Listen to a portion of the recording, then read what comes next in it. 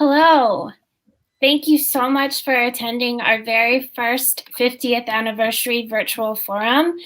My name is Stephanie Whalen. I'm the director of the Texas Film Commission. Tonight's discussion, Backstage with Austin City Limits, kicks off what we have planned to be a year-long series of discussions of the themes and ideas that have made the Lone Star State an enduring presence and vibrant creative force in media production.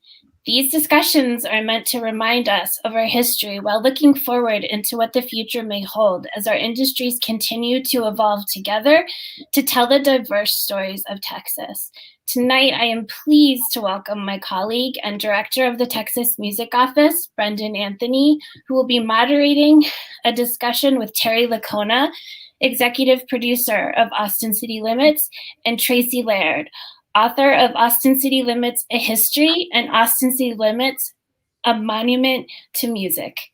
There will be a Q&A following the discussion, and we look forward to hearing your voice in the conversation. To get us started, I'd like to introduce a message from musician Marsha Ball. Thank you, and enjoy the panel. Hi, Marsha Ball here. I'd like to tell you about the impact that Austin City Limits has had on me and my life, my career, and our entire community. I was on Austin City Limits 5 times in the first 10 years, and everywhere I went during those years, and for many years after that, and sometimes still, people would come up to me and say, I never heard of you before, but I saw you on Austin City Limits, so I drove 100 miles to see you. That's the kind of impact Austin City Limits has had. It remains the most solid, pure music, hour-long show that is in existence. And everybody that I was in contact with at the beginning, as everyone was learning the ropes, it seems, did their job so well. And I, of course, dear Bill, our host, and Terry Lacona and Gary Minotti and Suze Caldwell, and we were all starting out together, and all the camera people, everybody just, like I said, did their jobs the best they could. So it has been a pleasure and a thrill to be a part of the growth and evolution of Austin City Limits all these years. Thank y'all. Thank y'all.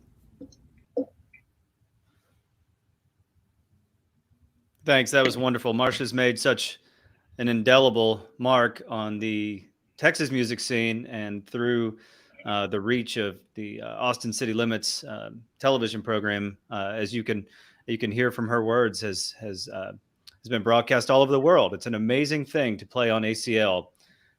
Tonight we're joined. Well, let me start over. First of all, big thanks to Stephanie Whalen and her entire team at the Texas Film Commission, and congrats on 50 years as an agency. That's an amazing accomplishment.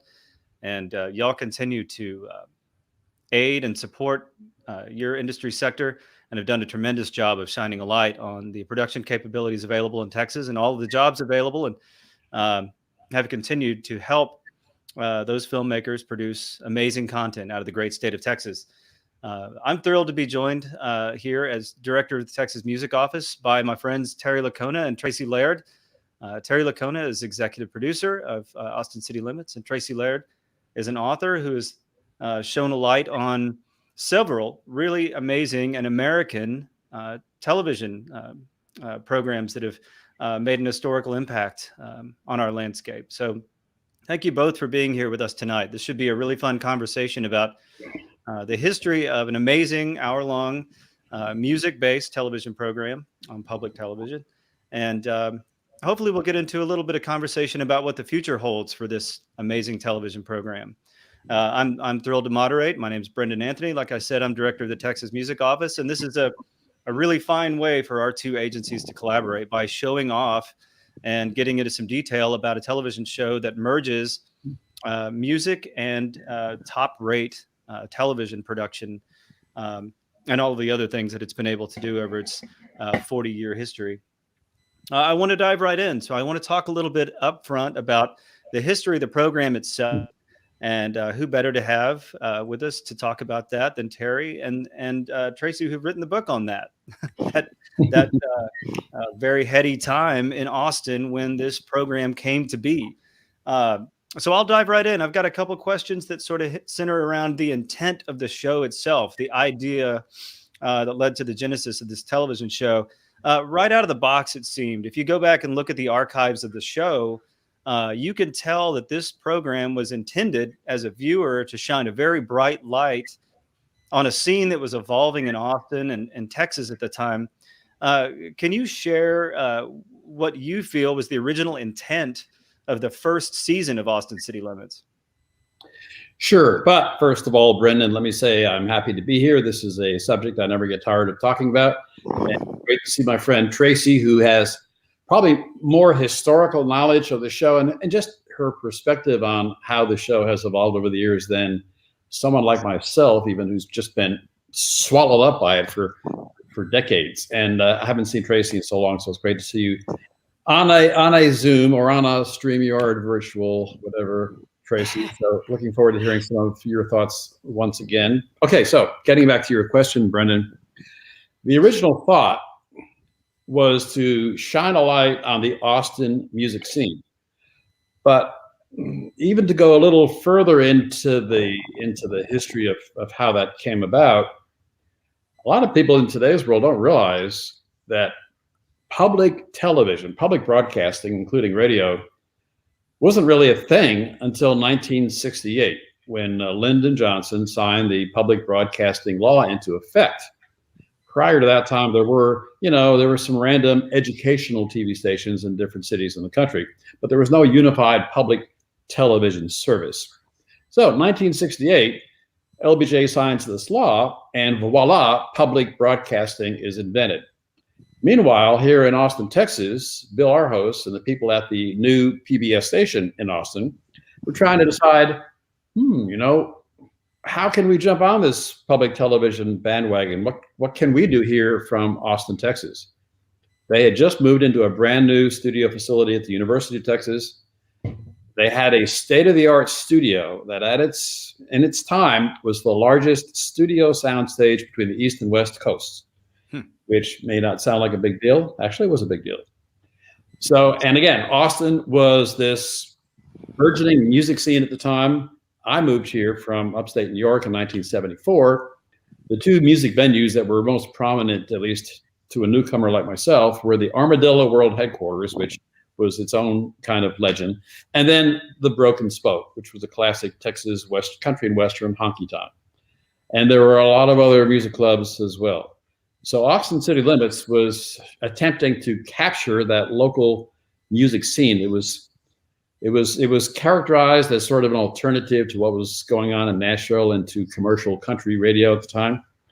And so we took our music scene to the rest of the world. And if it wasn't for Willie Nelson, that would never have happened, because Willie had just moved back to Texas from Nashville and decided to make Austin his home and started playing around town, including at the Armadillo. And the producers of ACL talked Willie into coming and taping the original pilot show in our new studio. That show was broadcast around the country. People in all kinds of places from, upper Maine to the Southwest loved Willie Nelson, and who doesn't to this day.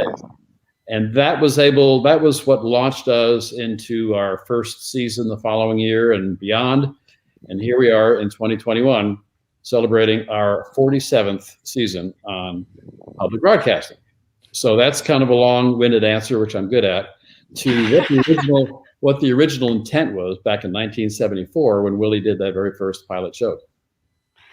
And I would just add, okay, and I will say, I never get tired of hearing Terry Lacona talk about Austin City Limits. There's just nobody who better qualified to do it, and nobody more articulate about it. So this is a great honor for me. But I would also just add, a lot has changed. So much has changed about the way it looks, but the intention was not only to capture the scene, but to also capture that feeling of a live music show. And that, the way they set it up at the beginning, if you look at those old Willie, the Willie show, there's people behind him in the audience, and that was intentional to try to capture a live feel. Eventually they decided, well, okay, that's actually detracting as people, come and go to get a beer or go to the restroom or whatever they were doing. But the spirit of the thing, I think, is also something that has remained consistent. Let's try to capture the energy of a live show as best we can. And I have to say, no other show has been able to match it, even 47 years later in doing that. Yeah, that's right. That leads me to another question. When you embarked on this and you said, "Hey, let's take advantage of this new nationwide unifying public television outlet we now have," what was the conversation like, or what were the conversations like, or the vision like behind building that kind of production value that ACL enjoyed?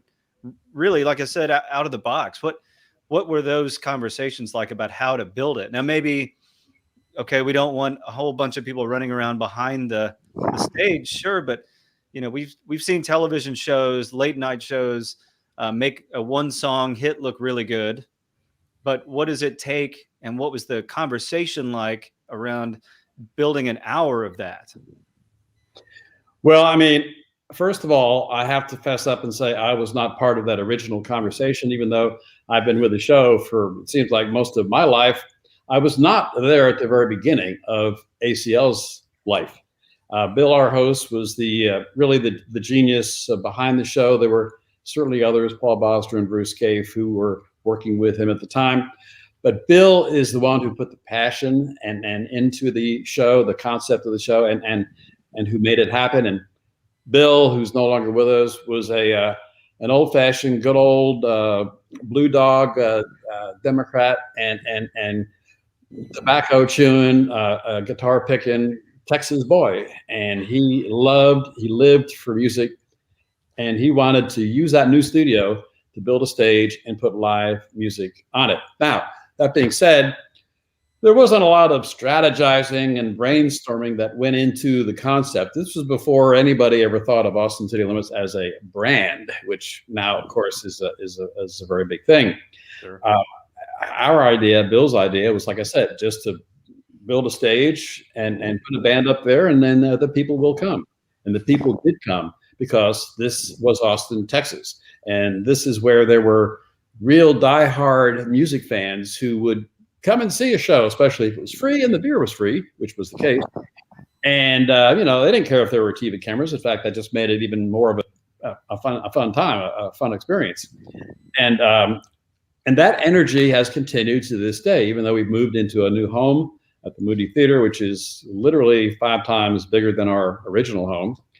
We still have that same, that energy, that live crowd of music-loving fans, and the band, the artist on stage. There's a certain spirit that happens in that room every time we do one of our shows, and of course, our goal is to capture that and then take that to the rest of the world to see, and to hopefully communicate that same feeling to somebody who's sitting at home, or these days maybe watching it on their phone. There are many ways that people can enjoy Austin City Limits these days, which is another part of this conversation about how the show has evolved and where we go from here.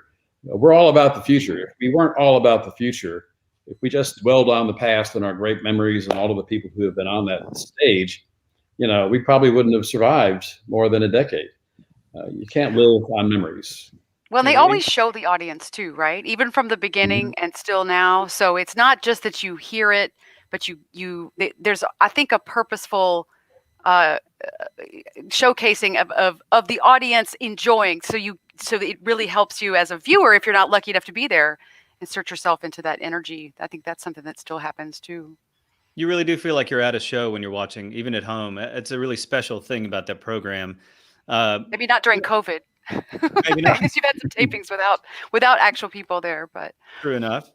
It is interesting that some of the original team stayed. It's folks who work behind a camera, and folks who wear the headsets have been a part of that show since the very beginning. It doesn't seem like maybe the ethos has changed all that much. Maybe some new technology, but you've had team members that have worked to produce that show from the beginning, right? Who are some of whom are still around, or.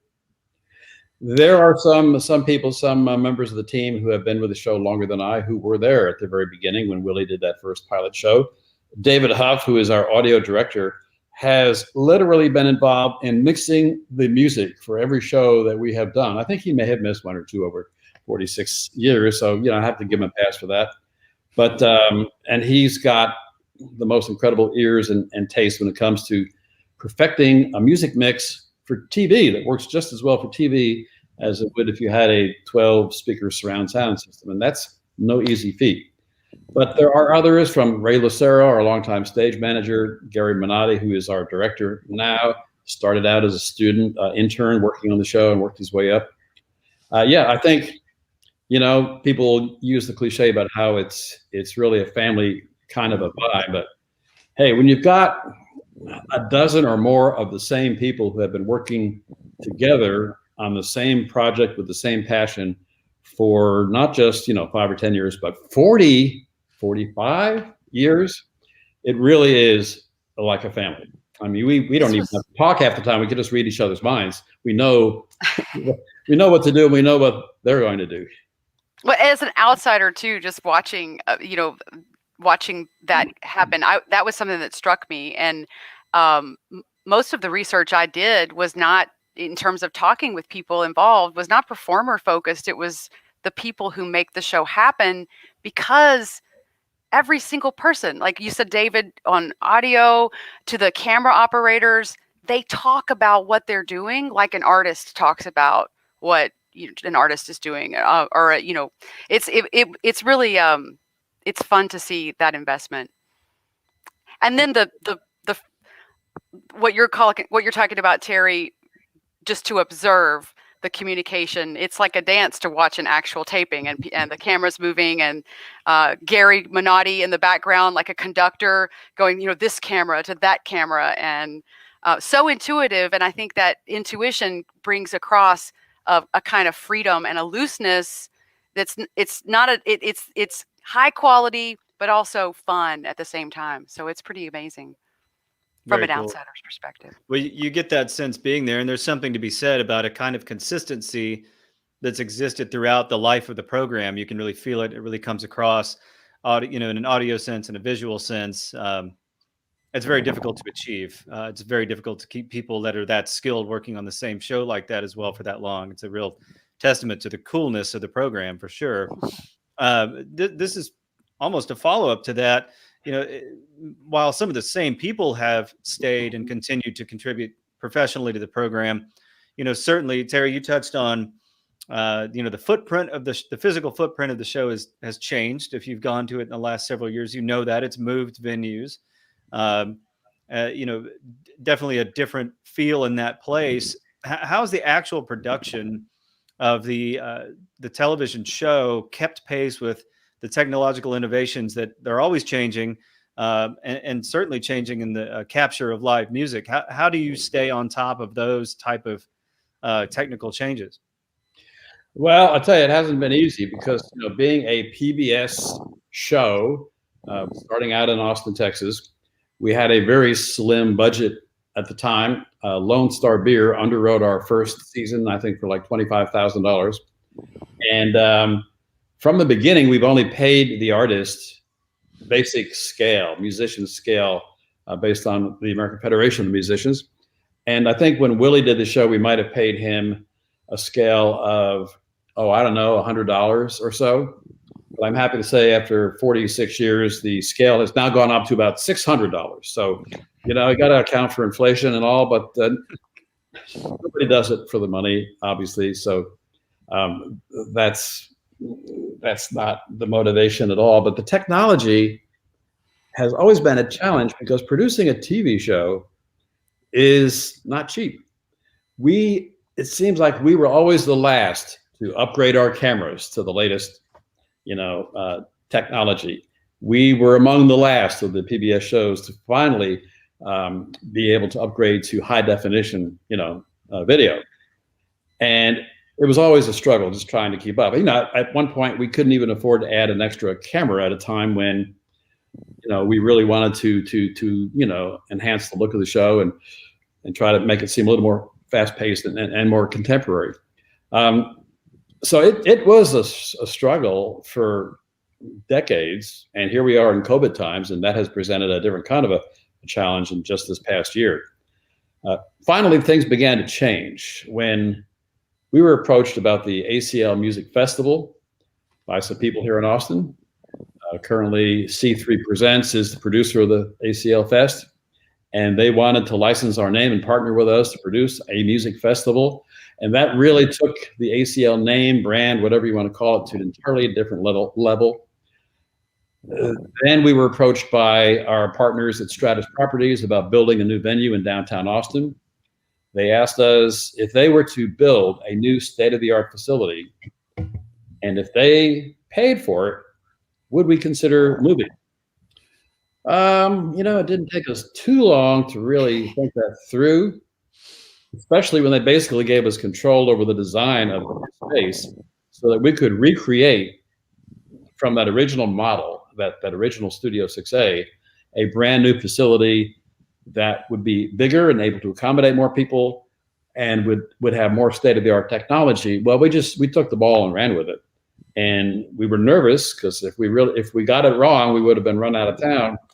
But I think we did a pretty good job of capturing that same vibe from the original studio, but on a larger scale, and created a room where people still feel the magic and still feel like it's an intimate music experience, including the people on stage, of course. If I recall, that, yeah. Oh, I'm sorry, Brendan. Go ahead, Tracy, please. Yeah. Oh, no, I was just gonna say, last time I checked in, my recollection was that the new venue, the Moody, had the 3 tiers that you could curtain off. So the thinking was, if there was ever a taping that didn't draw a large enough crowd, it wouldn't look like there were empty seats. You could curtain them off and it would look like a blank wall. You could just show the people on the floor. But that's never been the case. And I don't know if is that still the case? It is still the case, and I almost forgotten about that, Tracy. I don't know what they ever did with those curtains. They're probably, stashed in the closet somewhere. But no, we have had no trouble at all filling up all 3 levels, including the upper balcony, which again really isn't a bad place to be at all, because even in the upper balcony, the last row, the upper balcony, it's only about 70 feet from the position on stage where the star is. So it accommodates, I think, typically when we do a taping, there's room for about maybe 1,500 to 2,000 max in the house. And that really, that does make a difference when it comes to the energy in the room in a good way. We've had a lot of people, especially as the music on the show has evolved, a lot of artists tell us that they appreciate having, a larger mass of people out front instead of a couple of hundred here or there. And it sure makes it easier for us when it comes to distributing tickets to as many fans as possible. Because it's 4 times to 5 times as big as what the old space was, right? Well, the old space, okay, yeah, on the university campus, back in the day when nobody was looking, we would pack, 800, even 1,000 people in there. They'd be hanging from the rafters. And then one day, the infamous story that you know all too well, Tracy, right at the beginning of a taping with Chris Christopherson, I was standing on the stage about to introduce him. The lights went out, literally. In fact, the power went out, not only to our building, but the entire UT campus. And that's when UT started to pay attention and realize we didn't even have a backup emergency lighting system in that studio. So we had a lot of people who had to walk out in the pitch dark, at the time. So once they started, taking a closer look and pulling out the yardsticks and the code books, they cut our capacity down over the years to 300 people from almost 1,000. So that really cramped our style and really affected the the energy and the look and feeling of the show.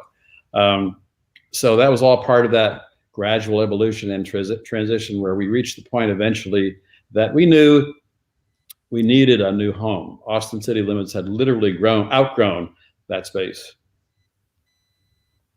Well, it was a very cool space, a very cool bones and a very cool energy, but it's obvious that you've grown into this new space to see a show there. It's been 10 years since we moved, which is also unbelievable. Yeah, it feels like yesterday. I remember the conversations about the move. There was some feeling, as there always is when things change around here, that, oh gosh, what are we going to expect here? But to say it's exceeded all expectations would be a really vast understatement. You've talked about evolution a couple times, and I think that's a natural direction to follow.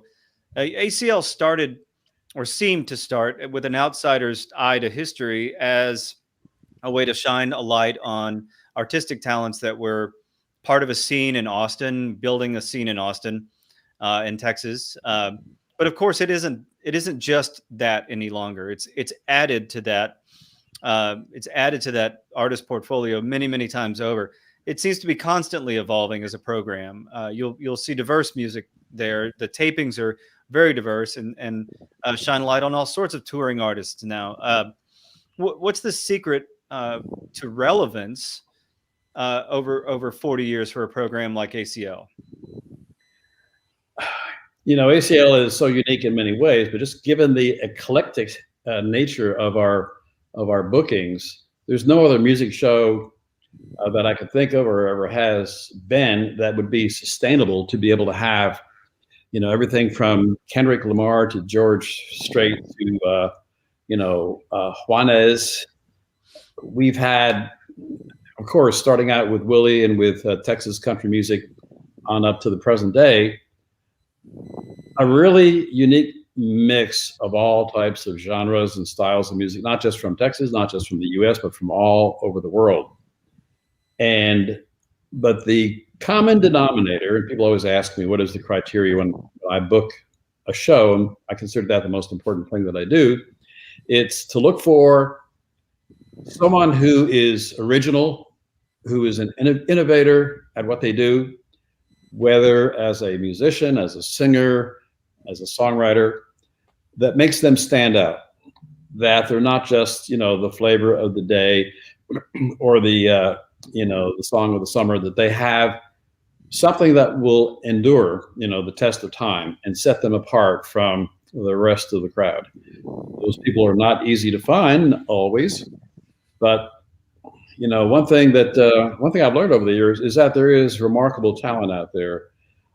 Some of it, is better than others, but if you dig deep enough and you're open-minded enough, you will hear great music that deserves, a showcase, a spotlight on the ACL stage. And our audience is taken to that. We have, people tune in to watch whatever we have from one week to the next, and they'll oftentimes say, I wasn't too keen on whoever it was last week. I didn't watch the whole show, but I figured, maybe next week there'll be somebody that I like better. So they'll keep coming back. And I think that's a testament to the show's success and the fact that we're not afraid to experiment and kind of go to the edge sometimes with the music that we present. And I think Tracy has seen that down through the years and has probably a better perspective on how it's evolved than even I do, because I'm in the moment. My version of the thing that you say, people say is, well, I'd never heard of that person, but I figured they must be good if they're on Austin City Limits. I hear that a lot. And I think looking back historically, because we were talking about the Austin scene at the begining, but that Austin scene had been, strong since the late 60s and was in a kind of downward period. It was on a downward spiral, so that what I understand about the history in the late 70s was, it was harder to find fresh voices that were in Austin in the progressive country mode that was happening at the time. And if you think about how much Austin music scene has changed, and it was punk in the 80s that was big, and the blues, and then now it's eclectic, just like the show. But what I found interesting in the research was looking at ways, like through the internal documents and through the communication with PBS, of how the show kept on finding new ways to explain itself. And, so in the 80s, I mean, this is oversimplification, but in the 80s, it was kind of country was the center. And then in the 90s, it had moved to like Americana roots music.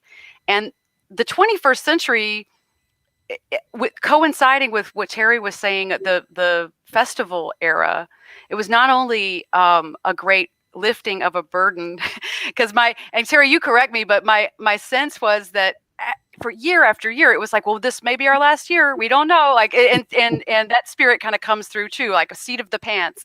Suddenly the great financial burden was lifted, and this window of, greater musical genres in terms of what the frame could fit inside of it. And the frame being that, Terry said, originality or quality in music.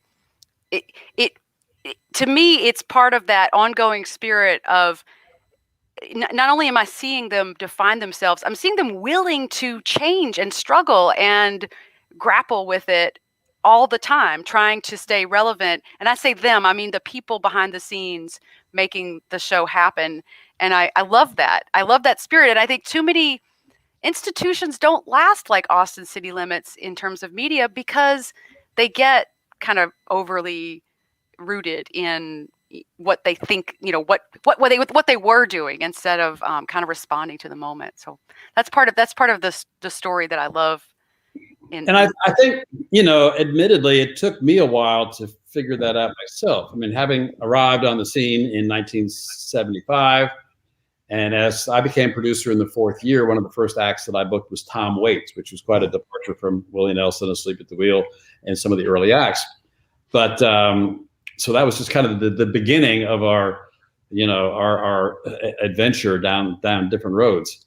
But and then in the 80s, when the Austin progressive country scene began to sort of fade, or we had already repeated most of the acts, then I sort of thought of ourselves, well, we're a country music show, so where are we going to find this country music? And I tended to book maybe one too many acts from Nashville and from outside of Texas.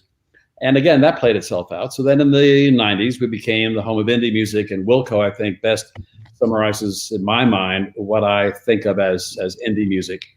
And then that became a little more experimental. We'd have Pearl Jam and REM on the show. And then, as you say, with the festival, that really did blow it wide open so that almost anything goes. And I didn't even appreciate how well known Austin City Limits and its history was to artists from other genres. I think one of the biggest revelations I had was when we did a show with John Legend and the Roots. And when I was doing my post-show interview with Questlove, he said to me, man, doing Austin City Limits is like one of the three big dreams that I've had in my career as an artist. And I thought to myself, Questlove is saying this, that he has dreamt about being on our show. It started out as a little country music show from Texas. Latin artists, when we started venturing into Latin music, would tell me how they heard about the show. I forget which artist it was, but he and his parents watched it in Cuba, thanks to the PBS station in Miami, whose signal was able to reach across the water. And understanding the impact that the show had on artists from other genres also encouraged me to want to open the doors to them and have them bring their music to our stage and use our stage really as even a bigger community than it had ever been before. Well, it's amazing. It certainly has. You can see evidence of it in all of the past seasons now. Probably, Tracy, you make a really good point. I'm sure along the way it was a little bit seat of the pants, a little bit not a 5-year plan, but let's make it through this season and we'll figure out what the next one looks like when we get through this one.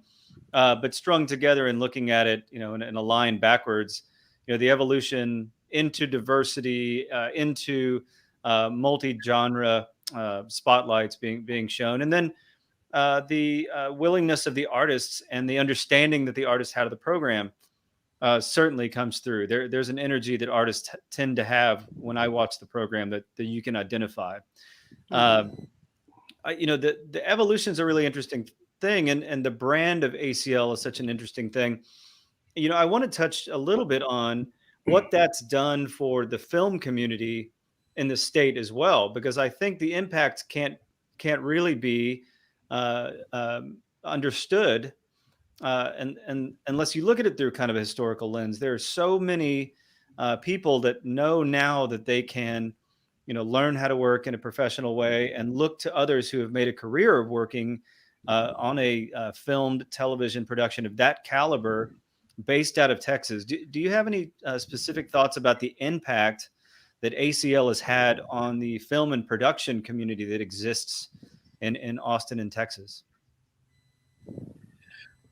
Well, I mean, I do know for a fact that many of the people who work production on our show are freelancers who work film production as well as video or sports for that matter. Some of the camera operators who will come in and work one of our shows, we only do 20 tapings, 20 productions in the course of a year. So that's not enough for most camera operators or lighting and audio people to really make a living at. So they go off and do other work, and a lot of them have been, have been just as successful doing film production work, whether in Austin or beyond, as in other places. And it is interesting. I could make a long list of the people who started out going to the University of Texas Communication School, got their degree in radio, television, and film, and may have worked at ACL either as an intern, as a production worker, or perhaps in an actual, a production position, and then eventually decided to move on and maybe go to LA or New York or someplace else to, look for other opportunities. One of my closest friends, who I still see often, is now the executive producer of the Queer Eye series, and which was supposed to shoot its last season in 2020 here in Austin, which, of course, as you know, was sadly shut down after the first episode had been filmed, although I hear that they're planning to come back at some point when it's safe. So yeah, I mean, that's an example of the synergy that exists and has down through the years among the people who have worked on the show from the early days on up to the present. There are people who are, who are still interning with the show, who, are just beginning their career in production and aren't quite sure where it's going to take them. But oftentimes Austin City Limits can be that stepping stone, much as it is for musical artists.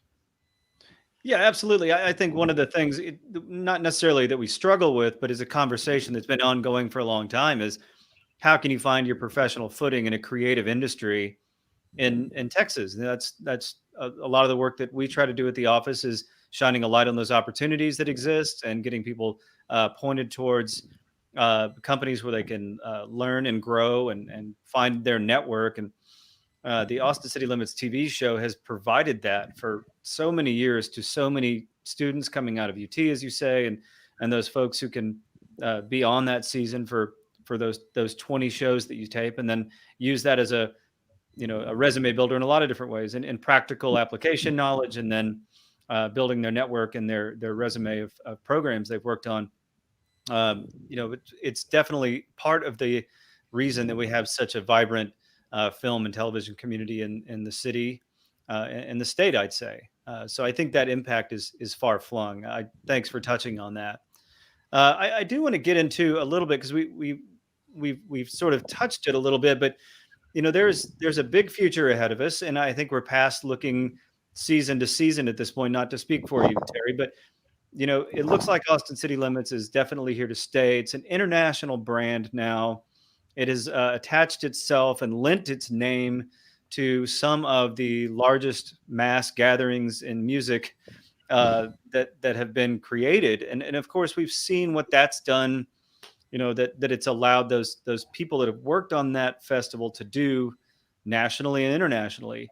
And it's been fascinating to watch. But there's a couple questions about the future I'd like to ask. Our artists now, our music artists now, are finding more and more ways to seamlessly connect with an audience. Of course, the ones who do it best communicate with their fan base, very large or very small, in an authentic way, by sharing, more and more pieces of themselves across many social platforms, many technological platforms that we know of. How does a television show like Austin City Limits fit into that world now, where artists can so easily reach out and touch people? Well, I mean, we are always looking at other ways to connect with an audience, not necessarily the PBS audience, which has been there, although I think we're on our third or fourth generation of PBS audience by now. I mean, it's interesting. One of the new initiatives that we've taken on in, I guess, maybe the last 2 to 3 years, that's gotten the most attention, is a deal that we made with American Airlines, and subsequently about a dozen other airlines, adding Austin City Limits content as part of their in-flight entertainment program. And American Airlines was the first, and I couldn't tell you the number of times that I've heard from people about how they were on a flight from LA to New York or wherever, and they were just surprised and really happy to see Austin City Limits and be able to sit there on the plane and actually watch, an entire episode or a good chunk of it without distraction. And so as a result of that success with American Airlines, other airlines likewise, picked up on it. So that's one example. We certainly have had a pretty strong online presence for a long time. We have been live streaming the majority of our live tapings for at least the past 4 years, unless an artist or a record label won't allow it. And that way, someone who is not in the room can watch a live show and watch all of it without waiting for the cut down edited version to air on PBS, which could be even months later. So that reaches a different audience via a different platform. And it also helps the artist promote whatever they're doing. If they're touring in July, they'd love to be able to promote that tour with a live stream of our show and not have to wait until it airs, as I said, on PBS back in say, October or November. So we're also in the process, and it's been a long, very challenging process of digitizing our entire library, not just the edited 1-hour episodes from down through the years, but everything, all of the original unedited video masters, all of the original unedited 24-track audio mixes. And now that a lot of that has been digitized, the question becomes, what can we do with it? What are we allowed to do with it? It's not just a matter of putting everything up on the internet so that people can come and watch any show or any song, from 46 years. We would have to go through the clearances and music publishing and dealing with the artist permissions and so forth, which is a daunting task, but something that's still worth doing. To give people access to this incredible archive, it's really a treasure of American and other global music that otherwise, kind of remains locked up. We've done a bunch of, during these COVID times, we have done several different live streams where we would cherry pick an episode or put together a compilation of different episodes from artists down through the years and play that episode on a live stream while I'll do an interview with, the artist or the band, whoever was featured, and give people watching the live stream an opportunity to chat with me or with the artists. We did that with the Avett Brothers. We did it with Lyle Lovett, Dave Grohl, and the Foo Fighters. And so that's an obvious example of ways that our fans can actually connect directly with the show using ACL as the, sort of the open channel to do that. We're open to other ideas and always looking for new ways to innovate.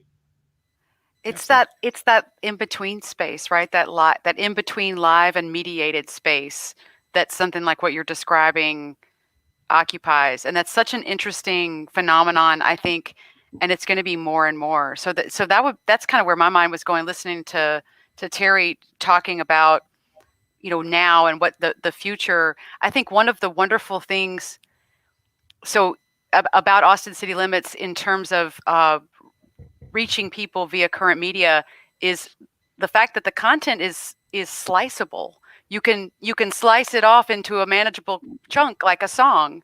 And so there's your favorite artist or the artist you haven't heard of doing a song, doing it. You're seeing it performed in filmed in that. I guess it's not filmed. What's the medium? It's not taped anymore. Recorded, yes. Video. There we go. Video recorded.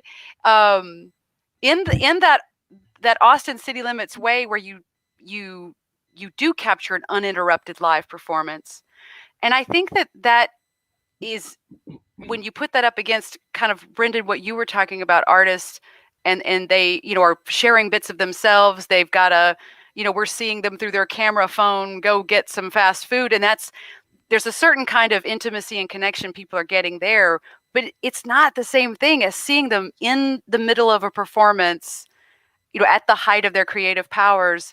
And then the manageable slice part of it, I think, is really important in this day and age, because there are still people who love, and I'm one of them, to sit down and watch a full episode.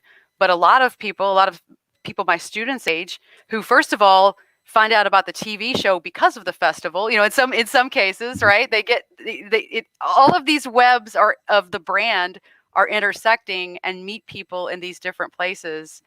But I don't think there's any substitute for that element of quality at the end of the day. Yeah, the essence of what Austin City Limits is, the ethos, as you say, Tracy, has not changed over the years, no matter how the technology has grown, how many cameras we have, and how we change the lighting and so forth, or even the genre of the music that's featured. It's still the idea of giving that stage to someone who has a special original talent and helping them reach a wider audience, and to connect the two in a way that typically only happens at a live concert when you're in the same space together. And people used to ask, and I guess still do, how long can you keep doing this? How long can Austin City Limits carry on after 46, going on 47 years? And we are the longest running music program in television history anywhere in the world that we know of. And I used to say cavalierly, forever. There was no reason why it should ever end, because there's always going to be a craving for live music and for someone who can capture that the way we do and bring it to a larger audience. Well, then guess what? A pandemic came along, and that made us wonder, whether we could continue to carry on without being able to do live shows, without having a live audience, without having any artist on tour to come to our stage and perform a live show. So along with the rest of the live music community and the entertainment world at large, whether you're talking about Broadway or Austin City Limits, you start to wonder, how long can we survive this? And how's it going to, what's the long-term, forget about the short term, what's the long-term impact going to be? And, we still have a set of challenges that are, well, obviously the pandemic's not over yet, but even when it starts to calm down and we begin to crawl back to normal, as we all know, it's not going to happen overnight. It's not going to happen very quickly. And we may end up in a different place than we were when this started. So, well, thanks for touching on that. I think that's in most people's minds right now is, what does the immediate and the long-term future look like for programs like yours and for our live music that we all love, and for our film production and inventory for theaters, and the questions, as you say, tend to start in a small place and spin very quickly into a much, much bigger conversation. We've reached the Q&A portion. I really can't thank both of you enough for the wonderful answers to those questions about the history and evolution of ACL. It's fascinating to talk with you all, and I could do this for hours. It's just wonderful to hear from you about this. But some questions are starting to come in, and I definitely want to do justice to those as well. One of the questions is, and you may be bound by some professional constraints here, I'm not sure, but what have you been listening to lately? We'll start with Terry on that one. But can I say something before Terry answers that question? I feel like, I don't know if I'm getting a moment of a surge of preachiness, but in the midst of the pandemic, I do think it's important for people to realize, and I know that people have, as just as I have, that what we value is, we need to support it right now, because things that we take for granted can go away. And in the history of Austin City Limits, really, were it not for public television, there would have been times when probably, if it were only the commercial industry over those 47 years, it might not have made it. And so I just think that public support of arts and of media, along with private support with the sponsors that they have, I mean, it's been a remarkable intersection of public and private and civic and individual community support that's made this show happen. And I just think that's worth saying right now, because, if people have the ability to support artists and media institutions, it's time. So I'm sorry, I got a little bit preachy, but no, that's well said. I don't think bring it on. Yeah, I don't think these institutions that we love survive without us giving them love, and yeah. That's in the best times, and certainly we are not in we're not in the best of times right now. And Terry, as you said, I think we all have the understanding that this will not be a switch that is thrown, and we're back to what we recognized as pre-pandemic normal. So I think anyone who is a fan of live music, and I don't mean to preach either, Tracy, but there is a real feeling that if you love something that is in peril like that it's really incumbent upon you to go support the heck out of it when you're able to, not before you feel safe and not before it is safe to go do that. But, if you have ways to do it now and you're able, please go do that. If of people who are struggling, please go help those people the best you can. And when things do come back in a way that you're able to contribute to them, then make sure you realize, possibly that we take some pretty amazing things we have access to for granted, and to pay attention to those when they come back. I think that's absolutely right and not preachy at all, Tracy. That's 100%. But meanwhile, Terry, what are you listening to? Yeah, I was going to say, to get to our question of the day, of the moment, that's always a tough one to answer, because I tend to listen to a lot of stuff, and I listen to a lot of familiar stuff that everybody else might be listening to. And I also do tend to, try to focus my attention a little bit or a lot on what's happening here locally in Austin, because so much great music has come from, our hometown, our backyard here. So, I saw the Phoebe Bridgers performance just the other night on Saturday Night Live, and she's been on our radar for some time. Originally, we had talked about maybe doing a taping with her when she was a part of Boy Genius with Lucy Dacus and Julian Baker. That didn't happen, unfortunately. But I think she's on our short list for this coming season. I think a lot of people have heard by now about the new movie about Billie Holiday that's coming out this month with Andra Day, and she plays the part of Billie and just nails Billie's vocal style completely. I'd love to have Andra come and do a show not just based around Billie Holiday. She's going to have her own new record come out this year as well. Mobley is an artist, an Austin artist who I think who's been around for a few years now, who's I think ready for his moment. Dayglow is another Austin act. It's actually a guy, and whose real name escapes me at the moment, but Dayglow is the name that he goes by, and he was recently on Stephen Colbert. There are always, again, the Black Pumas were somebody a couple of years ago very few people had ever heard of.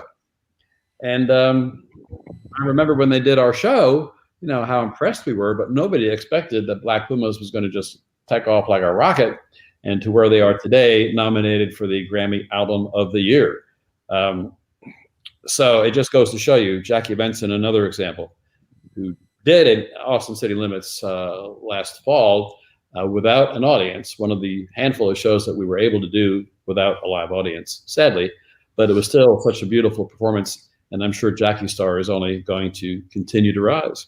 Who else do I listen to? I loved Sturgill Simpson's bluegrass albums, not just one, but two of them that he put out, re-recording all of Sturgill's songs, but completely bluegrass style. Orville Peck, when it comes to alternative country artists, is certainly, out there, but I'm very intrigued by what he does. And it seems like such a visual act too, that I'd love to, see what it'd be like on our stage.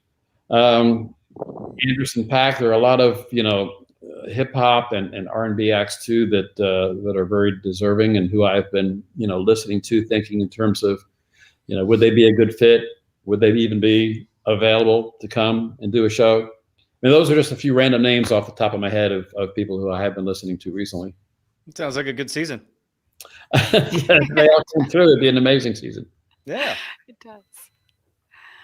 Well, let's answer this however you'd like, of course. What hopes do you have for ACL in a post-pandemic world? What would be sort of best case for the next year and the next season? I'm sure that's taken up a lot of mental bandwidth over the past several months, but what are your thoughts on that? Well, we just had an hour call today to talk about what our plans are for 2021. And nobody really knows what their plans are for 2021 other than to be optimistic and hope for the best and just kind of wait and see what happens. But we are hoping that we'll be able to resume taping new shows sometime in late spring, maybe early summer. Again, it depends on when artists get back out and start touring and who's available to actually come and to do a show. And so our goal for this year is to be back up to full speed and up and running, and to be able to do a full season's worth of new shows that would air when our new season is scheduled to run in October. Beyond that, long-term thinking, I've always wanted and dreamt about being able to do more shows in a given year. We're currently, and always have been since the beginning, budgeted to do 13 new episodes a year. There was certainly no reason why we couldn't do 20 or do 26, twice as many, if we had the resources, if we had the funding to do it. Whether that's possible, especially coming off of this pandemic, remains to be seen. I would love to be able to take ACL's notoriety, if that's the word, the brand, again, and build upon that in other ways, whether it's launching a new show, that may have its roots in Austin City Limits, maybe more of a showcase for younger emerging artists. We have always talked about better using our archives, exploiting that rich content that we have, repurposing it in other ways, creating new content with as many outlets as there are, as many streaming services as there are. It seems like there are still plenty of opportunities that we haven't tapped into. But the most important goal right now is to get back in business and continue doing new shows and continue doing what we do best. So I have no doubt that will happen sometime this year. The big question mark is exactly when and how. Well, it's in capable hands, I'm sure. So this will dovetail into that answer pretty well then. And this is for both of you, because I think you've got an idea of the impact that public television has had on so many millions of Americans for generations. How can people safely support public television in times like we're experiencing now? Well, this applies to wherever you live and however you access public television, and that would be to support your local PBS station. You can't sit down and write a check to PBS and send it to Washington. No, you have to support your local PBS outlet. Of course, in Austin, that's, public TV in Austin, KLRU TV is how it began. Now it's Austin PBS. But if you're, in Dallas, Houston, San Antonio, there are PBS stations in every major outlet, every major market, I should say, in Texas. And of course, throughout the country, there are 400 and some stations. We are very lucky, blessed to be in Austin, which is a community, of course, which first of all is thriving economically and will certainly recover from the pandemic. But Austin has always appreciated public broadcasting, including public radio, and have been very generous in giving to show their support. But there are some stations in small markets where the economy is depressed, where the people, the community just can't afford to support them as much as they would like to. So that's the most immediate way you can show your support, is literally by, writing a check. Might be old fashioned, but pick up your credit card and Venmo them, right? Make a donation. Answer the pledge drive, and also communicate with your representatives that this is important. Bingo. And yes, absolutely. that this is something you value, because it is a space that is different than all the other spaces that in television, or whatever we call television now.